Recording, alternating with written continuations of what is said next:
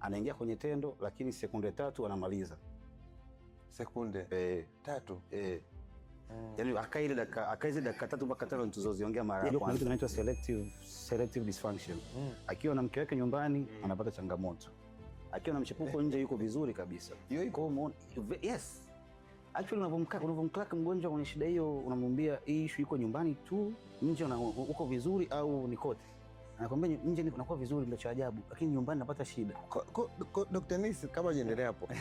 Watu waga wanakuambia nipo kwenye ndoa napata shida na nje, na kwa hiyo wanaongea haya maongezi. Yes. Mgonjwa mwenye shida ya erectile dysfunction, cha kwanza ni kubidi muanze kuongea. Yaani ni kunaweka vitu pembeni, inabidi muanze kuongea. Unapiga story ili uelewe exactly. Ndio kama kwambia mtu anakuambia tunaona nguvu za uume zimepungua, naambia what do you mean exactly by kusema nguvu zimepungua?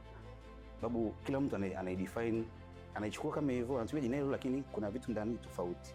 Kuna mtu ambaye uume hausimami kabisa, kuna ambao unasimama lakini hauna nguvu, kuna ambao unasimama akiwa kwenye tendo katikati unalala, kuna mwingine ambaye unasimama vizuri anaingia kwenye tendo, lakini sekunde 3 anamaliza. Sekunde 3? Yani akaile dakika 3 mpaka 5 tuzoziongea mara ya kwanza. Yeye hafiki dakika 3 mpaka 5. Kikawaida inabidi dakika 3 umemaliza mpaka 5. Hiyo ni kisayansi, hauna makosa. Hauna shida, wewe sio mgonjwa.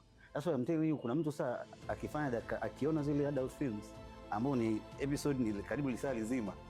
Sasa yeye anataka pia apige lisaa lizima. Sasa akishindwa anakuja kwangu. Sasa unaweza kumwambia kwa nini kaka? Kwa hiyo kikubwa ni kuboost kuwa confident, kutokuwa na hofu, kula vizuri, kufanya mazoezi.